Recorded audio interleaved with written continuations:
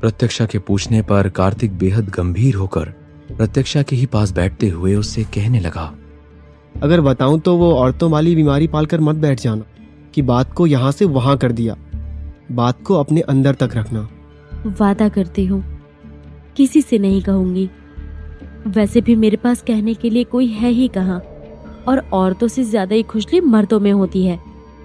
कार्तिक ने प्रत्यक्षा को घूरते हुए उससे कहा, अच्छा, बहस करनी है अब तुमको मुझसे? ऐसा समझ लो तुम्हें इसलिए बता रहा हूँ क्योंकि तुमको उसके बारे में पता होना चाहिए। प्रत्यक्षा ने कार्तिक को ऊपर से नीचे तक देखते हुए उससे मुंह बनाते हुए कहा, इतना भाव खा रहे हो, बता भी दो अब, फिर कहोगे कि समय निकल गया। अभी बताना ठीक है। बाबा रुद्र को बाजार से लाए थे। उसकी माँ को बाजार में बेचा जा रहा था। यकीन मानो, काकी एक अच्छी इंसान थी। बाबा ने उसकी माँ की कीमत को अदा किया और काकी को घर लेकर आए। वो हमारे यहाँ काम करने लगी और महल में ही रहने लगी। शुरुआत में मुझे लगता था कि बाबा उन्हें मेरी माँ की जगह लेकर आए हैं, लेकिन ऐसा नहीं था। ओह, तो तुम्हें उनसे भी जलन होती थी क्या? अपनी माँ की जगह कोई किसी को नहीं देखना चाहता, और हमने कुछ वक्त पहले ही अपनी माँ को खोया था, तो तुम समझ सकती हो कि हमें किस बात का डर था। लेकिन काकी मेरी माँ की तरह प्यारी थी, पर हमेशा दुखी रहती थी। उनके दुख की वजह शायद मुझसे मिलती जुलती है। मुझे नहीं पता था कि तुम्हारे साथ क्या हुआ, लेकिन ये सच था कि उनके साथ बहुत कुछ हुआ था। पता है क्या, हम आदमियों को जानवर बनने में ज्यादा वक्त नहीं लगता, क्योंकि ईमान और नियत के कमजोर लोग कभी भी दरिंदे बन जाते हैं। आदमी तो गलती से भी पैदा हो जाता है, लेकिन आदमी से मर्द बनना और अपने ईमान को कभी झुकने ना देना एक अलग ही बात होती है। ये मुझसे बेहतर कौन समझेगा। मुझे बेचा जा रहा था जब रुद्र ने मेरी आखिरी बोली लगाई। अपना वजूद खत्म होते देखा था मैंने। तुम किस्मत की तेज निकली कि तुम्हें वो ब्रह्मचारी मिला था उस वक्त। गलती से भी कोई और मिलता तो तुम जिंदगी से भी नफरत करती। खैर, जो हुआ ही नहीं उसकी बात ही क्यों करना। फिर क्या हुआ था? बाबा काकी को खरीद कर जरूर लाए थे, लेकिन उन्हें पूरी इज्जत से रखते थे। कभी उन पर किसी की गलत नजर नहीं पड़ने देते थे। पर उनकी तबीयत खराब थी क्योंकि उनके साथ बहुत ज्यादा बदसलूकी हुई थी। प्रत्यक्षा ने अपनी नजरों को नीचे करते हुए कार्तिक से कहा, हाँ, मुझे पता है। बताया था उसने कि उसकी माँ को कई बार खरीदा और बेचा गया था, और लोगों ने दरिंदगी की सारी हद पार कर दी थी। अपने बच्चे को जिंदा रखने के लिए और उसके पेट भरने के लिए उन्हें ये सब कुछ बर्दाश्त करना पड़ा। लेकिन बाबा ने उन्हें एक अच्छी जिंदगी दी और इज्जत से रखा। हाँ, कुछ ही दिनों में उनकी मौत हो गई। रुद्र हमेशा से ही डरा हुआ रहता था, शांत रहता था, लेकिन मेरे साथ खेलते कूदते उसका मेरे साथ एक रिश्ता जुड़ गया था। वो बड़े भैया और मेरा भाई बन गया था। लेकिन अपनी माँ की अंतिम यात्रा पर वो पूरी तरह से खामोश था। उसके चेहरे को देखकर ऐसा लग रहा था कि जिस बच्चे के साथ मैं खेला कूदा करता था, रुद्र वो बच्चा है ही नहीं। उसके चेहरे पर एक अजीब सा गुस्सा था और उसकी आंखें बिल्कुल बदली हुई थी। वो सुर्ख लाल आंखें जिनमें इंसानियत थी ही नहीं। क्या उम्र होगी उस वक्त उसकी? हम सब लोग बच्चे थे, 8 या 9 साल के होंगे शायद। उस दिन मैंने उसकी आंखों में एक अलग ही मंजर देखा था।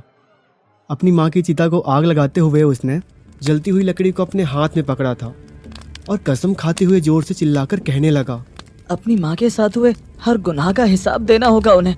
मैं अपने माँ के गुनहगारों की जिंदगी अपने हाथों से खत्म करूंगा। तुम वहीं थे उस समय? हाँ, उसे देखकर ऐसा लगा कि मैं इसे बिल्कुल नहीं जानता, क्योंकि जिस रुद्र को मैं जानता था वो बेहद नरम दिल का था। मुझे चोट लगती और जब मैं रोता तो रुद्र मुझे घंटों तक संभाल कर रखता था। लेकिन उस वक्त मेरे सामने जो खड़ा था वो कोई और ही था। उसकी आंखें बेखौफ थी और दिल में सिर्फ नफरत और गुस्सा था। रुद्र जब वापस आया तो बाबा के साथ काफी देर तक रहा। मैं और बड़े भैया वहीं पर थे। उसने बाबा से एहसान मांगा कि उसे उसके गुनहगारों को सजा देनी है। बदले में वो बाबा के लिए कुछ भी करेगा, यानी कि अपनी पूरी जिंदगी बाबा के नाम करेगा। 8-9 साल का बच्चा ऐसा कैसे कह सकता है? हाँ, इसी बात की हैरानी थी। फिर कुछ दिनों के बाद पंचायत बैठी और उसमें कुछ लोगों को लाया गया जो लोग औरतों को बेचने और खरीदने का काम करते थे। गांव का एक उसूल है कि पंचायत जब भी बैठी है महल के सभी सदस्यों को वहाँ जाना पड़ता है। माँ भी जाती थी, लेकिन माँ के गुजरने के बाद हम लोग जाने लगे। हमें इसलिए लेकर जाया जाता था क्योंकि इंसाफ क्या होता है, दलीलें क्या होती हैं और झूठ और सच का फ़र्क क्या होता है, ये हमें पता होना चाहिए था। कार्तिक ने अपनी बात को आगे बताते हुए प्रत्यक्षा से कहा, पता है, उस दिन मैंने और भी भयानक कुछ ऐसा देखा जिसके बाद मैं कभी रुद्र के साथ दोबारा नहीं खेला। रुद्र बाबा के पैरों के पास बैठा हुआ था। उसकी आंखों में हद से ज्यादा गुस्सा था और उसका चेहरा गुस्से में लाल हो रहा था। मैं बड़े भैया के साथ ही खड़ा था। बाबा ने रुद्र से कहा कि सामने खड़े हुए लोग वो हैं जिन्होंने उसकी माँ को बेचा और खरीदा था, या फिर बीते हुए कल में रुद्र की माँ के साथ गलत किया था। रुद्र गुस्से में उन सभी को घूर रहा था।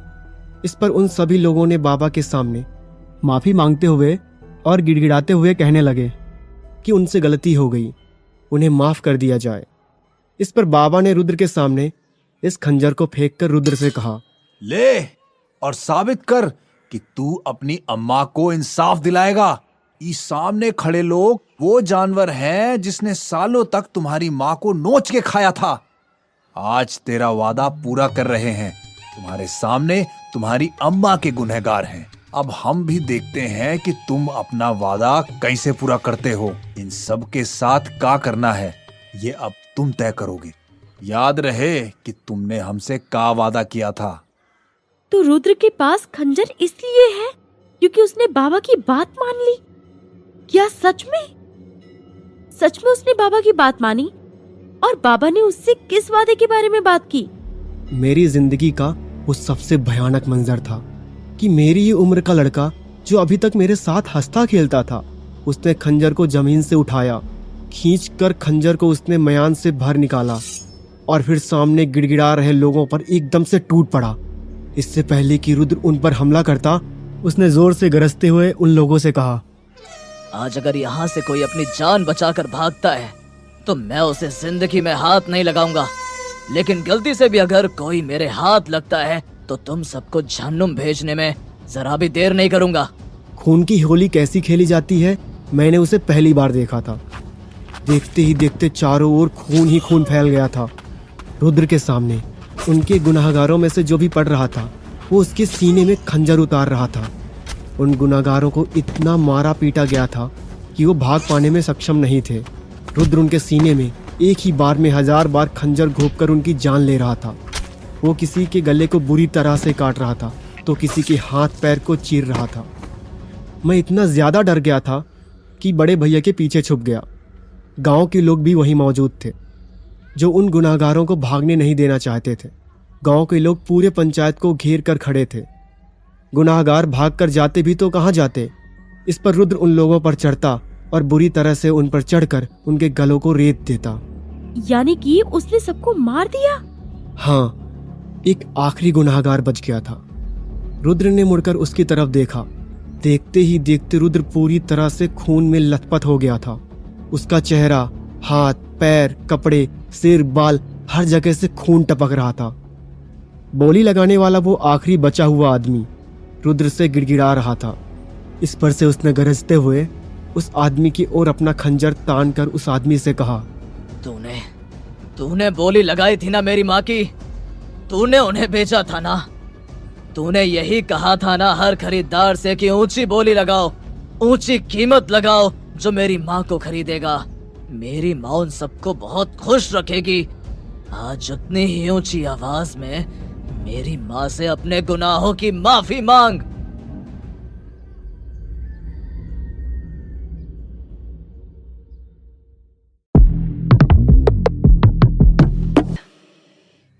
बोली लगाने वाले गुनाहगार ने रुद्र से गिड़गिड़ाकर जोर जोर से कहने लगा, माफ कर दो, माफ कर दो, माफ कर दो। मैं ऐसा काम कभी नहीं करूंगा। पेट पालने के लिए करता था ये सब। अगर आज मुझे तुम जिंदा छोड़ देते हो तो जिंदगी भर तुम्हारी गुलामी करूंगा। मुझे जाने दो, माफ कर दो। रुद्र ने उस आदमी की ओर बढ़ते हुए अपने हाथ में खंजर को थामे रखा था। वो आदमी जमीन पर घिसता हुआ पीछे की तरफ बढ़ रहा था और रुद्र से अपनी जान की भीख मांग रहा था। लेकिन रुद्र ने उस आदमी के सीने पर लात मारते हुए उसे घूरने लगा और उसके सीने पर चढ़ते हुए उसके ऊपर ही बैठ गया। प्रत्यक्षा खामोशी से सहमी हुई नजरों से कार्तिक को देख रही थी। इस पर कार्तिक ने उससे कहा, उसके बाद सोचो क्या हुआ होगा। हिम्मत नहीं हो रही है कुछ भी सोचने की। रुद्र उस बोली लगाने वाले के सीने पर चढ़कर बैठ गया और फिर उसके मुंह को खोलते हुए उसकी जुबान को बाहर खींचने लगा। रुद्र ने अपने खंजर को उसकी जुबान पर खींचते हुए उसकी जुबान को काटकर फेंक दिया। वो गुनाहगार बुरी तरह से तड़प रहा था। इस पर रुद्र ने उसे गरजते हुए कहा, आज के बाद किसी ने भी ऐसा गुनाह किया उसकी सजा इससे भी बुरी होगी। हर उस इंसान को मैं आज पहली और आखिरी बार सिर्फ इतनी चेतावनी देना चाहता हूँ कि अगर किसी की इज्जत पर हाथ डाला तो अपनी इज्जत और जान दोनों को मेरे हाथों गंवा दोगे। ये मेरा वादा है। रुद्र ने इतना कहते हुए उस आखिरी बोली लगाने वाले आदमी का गला भी रेत दिया और वो आदमी भी अपनी आखिरी सांस लेते हुए हमारे सामने ही तड़प तड़प कर मर गया। और फिर बाबा ने अपना खंजर उसे दे दिया। बाबा ने उसके सिर पर हाथ रखकर उसे नाम दिया। बाबा ने कहा कि आज से वो बाबा का बेटा है। बाबा उसकी माँ को दिए हर एक वादे को निभाएंगे और रुद्र ने साबित भी कर दिया था कि वो बाबा का बेटा बनने के लायक है, क्योंकि तब से गांव के जो भी गुनाहगारों को सजा देना होता था बाबा रुद्र को ही उसके पास भेजते थे। बचपन में रुद्र भले ही छोटा था लेकिन लोगों की आंखों में उसके नाम का खौफ आने लगा था। रुद्र का पागलपन, उसका जुनून, उसकी नफरत उसे खौफनाक बनाते चली गई। तब से लेकर अब तक लोग उससे डरते आए हैं, क्योंकि जान लेने से पहले वो कभी सोचता नहीं है। बाबा के मुंह से निकली हुई हर एक बात उसके लिए पत्थर की लकीर है। बाबा उसे बहुत मानते हैं, शायद अपने सगे बेटों से भी ज्यादा। और रुद्र भी बाबा के हुक्मों को अपनी जिंदगी का एक लौता मकसद समझता है और ये एक बड़ी वजह है कि मैं खुद को उससे कम पाता हूँ। सही कहा था तुमने, सब उसे इतना प्यार करते ही हैं कि मुझे उससे जलन होती है। कार्तिक ने पलटकर प्रत्यक्षा की ओर देखा तो पाया कि प्रत्यक्षा का चेहरा बेहद सहमा हुआ था। उसकी आंखें दबदबाई हुई थी और चेहरे पर हजारों सवाल थे। मैंने कहा था ना कि तुम्हें काफी कुछ जानने की जरूरत है। अभी रुद्र के बारे में बहुत कुछ ऐसा भी है जिससे तुम पूरी तरह से अनजान हो। वैसे तुम्हारे आने के बाद वो काफी बदल गया है, लेकिन अभी भी उसके अंदर बहुत कुछ ऐसा है जिसके बारे में तुम जानती नहीं हो। हाँ, अब तो मुझे भी यही लगता है। तो तुम्हारे दूसरे सवाल का जवाब दे देता हूँ अब, कि वो इस मंदिर में क्यों नहीं आता। कुलदेवी की पूजा में घर के लोग ही रहते हैं। रुद्र इस घर का हिस्सा तो है, लेकिन वो फिर भी अंदर नहीं आ सकता। हम सबको इसकी वजह तो नहीं पता, लेकिन हाँ, बाबा और रुद्र शायद इसके बारे में जानते हैं। यहाँ के पुरोहित रुद्र को मंदिर में पाँव न रखने के लिए कसम दे चुके हैं। अब ऐसा क्यों है ये मुझे नहीं पता। जिन चीजों से मुझे कुछ लेना देना नहीं है मैं उनमें नहीं पड़ता। प्रत्यक्षा ने रुद्र की इस बात को सुनने के बाद मन में ही सोचा, आखिर ये कैसा बचपन जिया है तुमने? कितना दर्द, कितनी तकलीफ से गुजरकर आज तुम ऐसे बने हो। कितना कुछ झेल कर भी तुम किसी से कुछ नहीं कहते। मैं कुछ बदल तो नहीं सकती, लेकिन हाँ, ये वादा जरूर करती हूँ कि मैं एक दिन तुम्हारी जिंदगी में इतना प्यार भर दूंगी कि ये दर्द, ये नफरत, ये कड़वी यादें तुम सब भूल जाओगे। वैसे तुम इस खंजर को सच में अपने पास रखने वाली हो? उसने ये मुझे मेरी मुंह दिखाई पर दिया था। जो भी हो, ये उसका दिया पहला तोहफा है जिसे मैं हमेशा अपने पास रखना चाहती हूँ।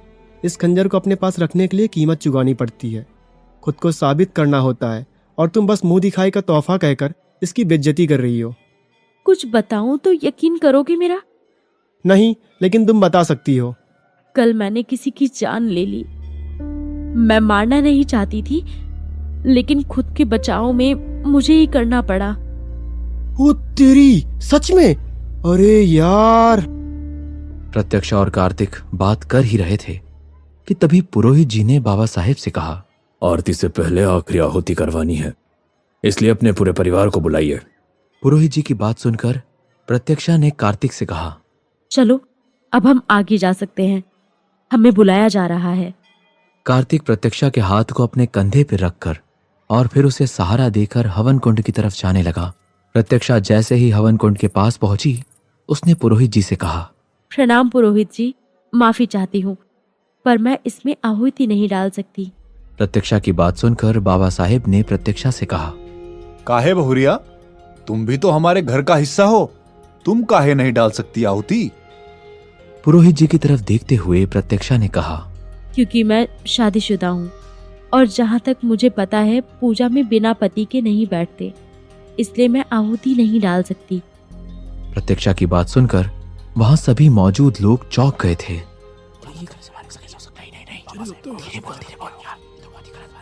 लगभग सबको पता था कि प्रत्यक्षा रुद्र की पत्नी थी और रुद्र को मंदिर में आना सख्त मना था।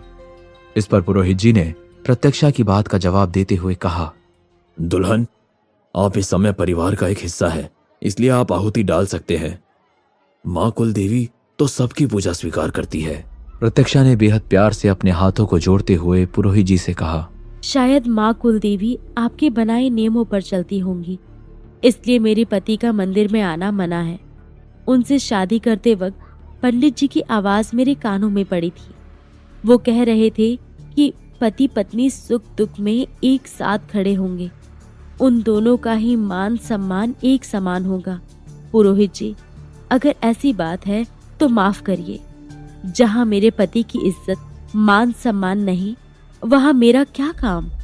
और वैसे भी भगवान का दरबार तो सबके लिए खुला होता है, फिर मेरे पति को उसमें ना आने देना उसका ही नहीं खुद भगवान का अपमान है। माँ सती भी महाकाल के अपमान को सहन नहीं कर पाई थी, तो फिर मैं तो एक आम इंसान हूँ। ऐसी जगह मैं रुककर क्या करूंगी जहाँ इंसानों को माँ के दर्शन करने तक के लिए मनाही है। तुम्हारे पति पर कुछ नियम लागू हुए हैं बरसों पहले, और वो कैसा इंसान है तुम ये जानती हो? मेरे पति चाहे जैसे इंसान हो, लेकिन वो दिल के साफ हैं। और इतना मैं कह सकती हूँ कि भगवान ने ही उनकी किस्मत को लिखा होगा। तो फिर मैं और आप कौन होते हैं, नियम बनाकर किसी को मंदिर से दूर रखने वाले? फिर भी मैं आपके फैसले का सम्मान करती हूँ, लेकिन एक पत्नी होने के नाते मुझे उनका साथ देना होगा। उनके हिस्से की सजा भी भुगतनी होगी। मैं अपने फर्ज से पीछे नहीं हट सकती, इसलिए मैं इस पूजा में भाग न लेने के लिए आपसे माफी चाहती हूँ। हो सके तो मुझे माफ करिएगा। इतना कहकर प्रत्यक्षा ने अपने कदम पीछे ले लिए और फिर मंदिर से लंगड़ाते हुए ही बाहर जाने लगी। लेकिन तभी भीड़ में से किसी ने जोरों से चिल्लाकर कहा, अब बड़े लोगों का मंदिर है तो उन्हीं के फैसले चलेंगे, लेकिन हम गरीबों की सुनेगा कौन?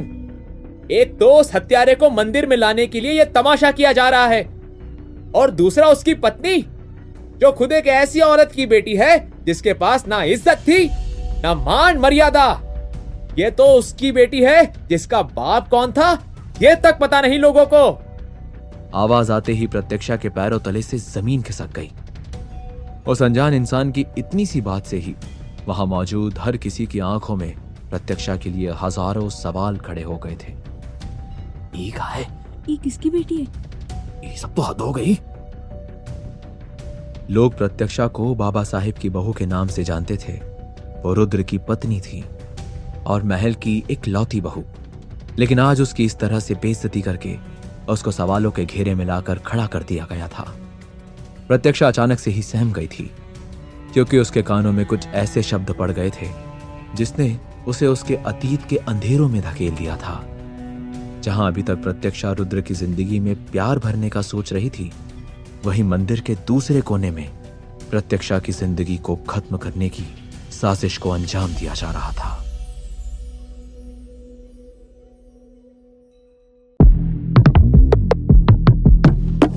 उस अनजान इंसान के इतना गलत कह देने पर प्रत्यक्षा ने पलटकर सहमी हुई आंखों से भीड़ की ओर देखा। प्रत्यक्षा के पांव एकदम से रुक गए थे और उसकी आंखें एकदम से सहम सी गई थी। प्रत्यक्षा सहमी हुई सी आंखों से चारों ओर देख रही थी। लोगों की नजरें प्रत्यक्षा पर सवाल बनकर टूट रही थी।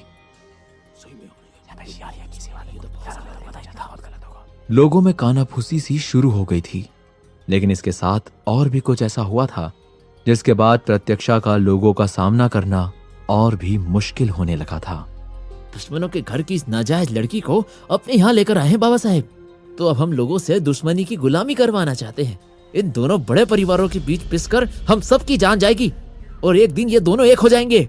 इतनी ही दुश्मनी थी उन गाँव वालों से तो उनकी बेटी को ब्याह कर अपने घर काहे ले गए? जहां एक और बाबा साहेब और प्रत्यक्षा दोनों पर ही उंगली उठी थी, वहीं दूसरी ओर प्रत्यक्षा ने अचानक से ही अपना आपा खो दिया था। प्रत्यक्षा की मां पर सीधे तौर पर उंगली उठाई जा रही थी कि तभी दूसरी ओर से किसी ने भीड़ का सहारा लेते हुए ही प्रत्यक्षा के बारे में कहा, अरे हाँ, और नहीं तो क्या, ऐसे बच्चलन माँ की लड़की को अपने घर की बहू बनाकर बैठा दिया है और ये करेंगे गांव का उद्धार। इस तरह की बातें सुनते ही कार्तिक ने प्रत्यक्षा का हाथ पकड़ा और उसे अपने पीछे करते हुए भीड़ से चिल्लाते हुए कहा, भीड़ में छुपकर मर्दानगी दिखाने वाले सभी लोगों को माँ के चढ़ावे में चढ़ी हुई चूड़ियां भेंट की जाएंगी। काहे से जो हरकतें कर रहे हो वो मर्दों की तो नहीं है। प्रत्यक्षा अचानक से ही ऐसी आवाजों को सुनकर बुरी तरह से टूट गई थी। लोग प्रत्यक्षा के बारे में अब कानाफूसी और भी तेजी के साथ कर रहे थे कि तभी समर्थ ने अपने आदमियों को इशारा करते हुए चौकन्ना रहने के लिए कहा और फिर बाबा साहेब को अपनी सुरक्षा में लेते हुए कार्तिक की ओर इशारा किया। कार्तिक ने ध्यान दिया तो पाया कि प्रत्यक्षा घबराई हुई थी।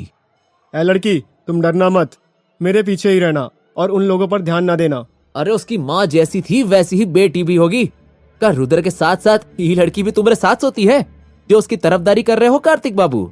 एक तरफ कार्तिक प्रत्यक्षा को संभाल रहा था, वहीं दूसरी ओर भीड़ में फैली इस अफवाह से कार्तिक भी पूरी तरह से अनजान था और अब वो हैरान भी था।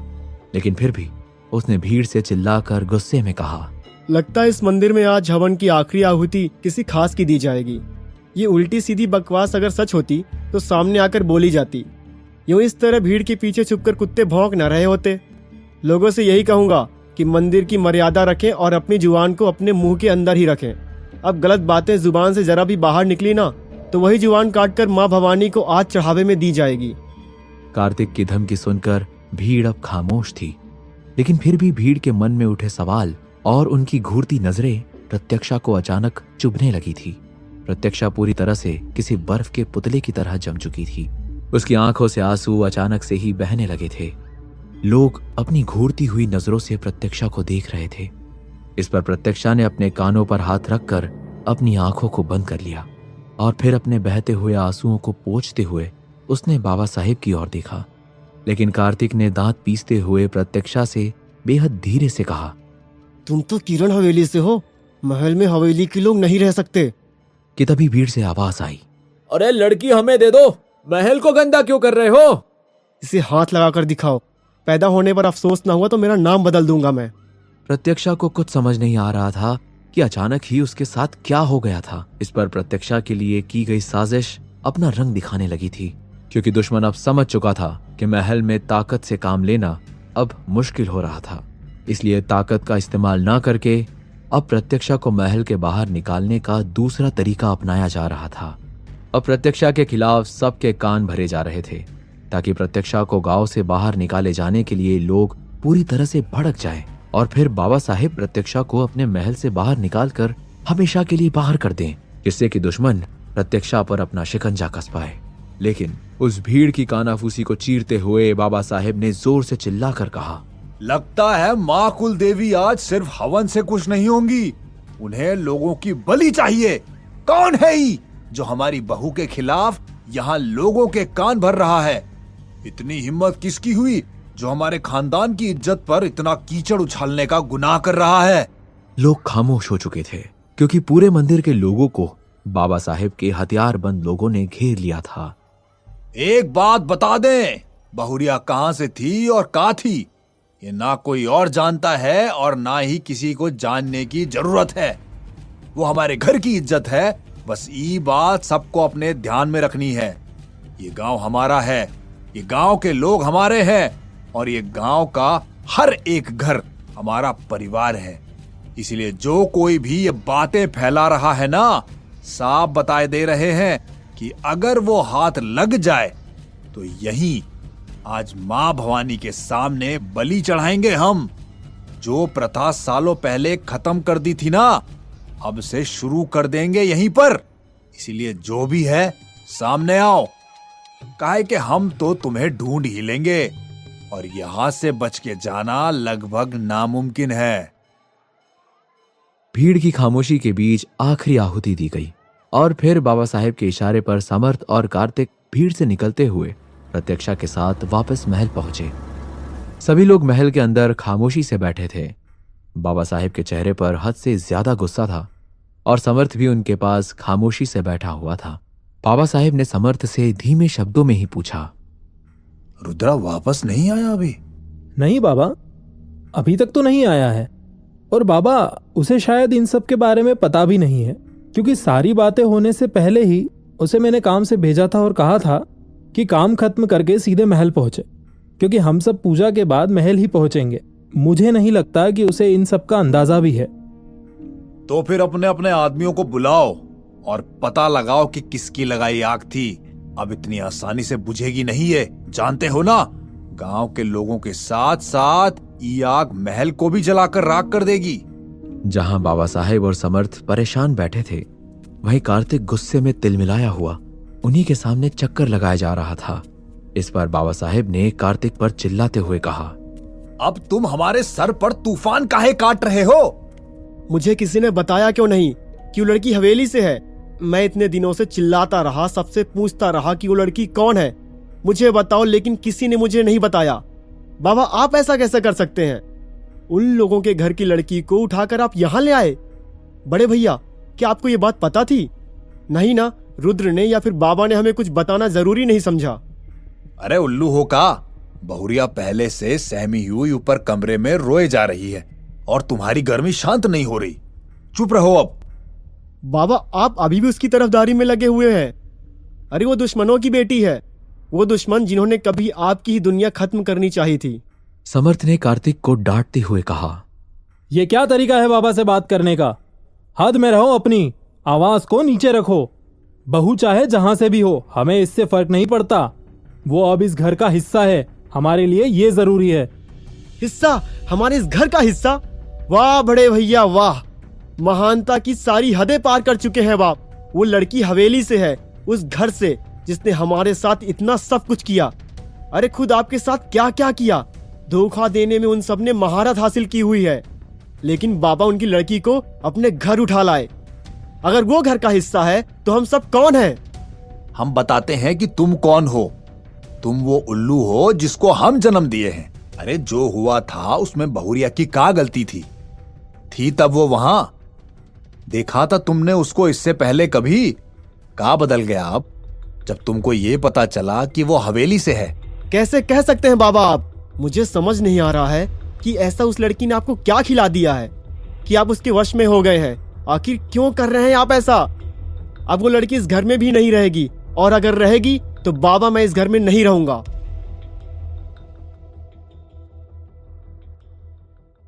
कहानी का अगला भाग सुनने के लिए चैनल को सब्सक्राइब करके बेल आइकन प्रेस करना ना भूलें।